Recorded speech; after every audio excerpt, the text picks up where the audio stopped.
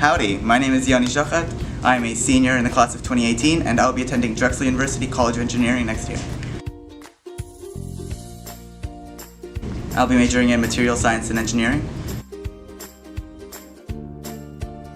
Unlike a lot of people, I applied to very few schools. Like some people apply to 20 schools, some in California, some in like Boston, some in Florida. I really didn't think that was a good idea for me because I wanted to stay near home. So I applied to a handful of schools within like a 1 hour radius. I got into Drexel and Rutgers, so it was between those two. I also applied to UPenn and Princeton, but nobody gets into those except for some people. But so it was between Drexel and Rutgers for me, which pretty much that's the choice for most people. And I visited both campuses, and I have a lot of friends that go into both schools. And in the end, I decided that it would be better financially and economically to go to Drexel for me because of the co-op program, which everyone loves. And I got a preliminary acceptance into the 5-year MSBS program, the Master's of Science program. So I'll most likely be doing that for 5 years. And also when I went to visit at Drexel compared to Rutgers, I visited both departments for materials engineering. When I talked to the people at Drexel, I don't know what it was, but something between us just like clicked and we became instant friends, and I really liked everyone that I met, and it was a really different experience compared to like when I went to Rutgers and I met the people in the department, and it really didn't click for me. Like it was nice and everything, but it just didn't click. Then I went to Drexel and it clicked, and I was like, oh, let's go here. So I went there, and that's what's happening.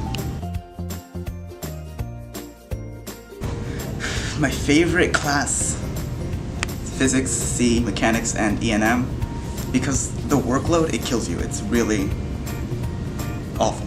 But when you learn from Jack Friedman, Mr. Friedman, he is such a good guy, good teacher. He's great. He's very vibrant in the classroom. He'll tell you everything he thinks, even if it's not necessarily school appropriate. He'll throw erasers across the room. He'll break things, drop things. He'll yell at the smartboard more than a couple times every period. But it's a really great experience, not just because of the teacher and because of the workload, but because what we learn, especially since I'm going to engineering. I found physics was extremely interesting for me.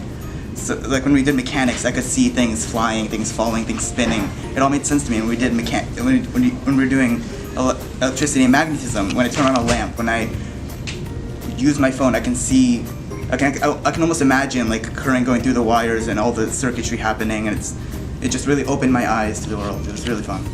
I highly recommend. Senioritis is, this morning I had a physics exam, and for the first time all year, I didn't study.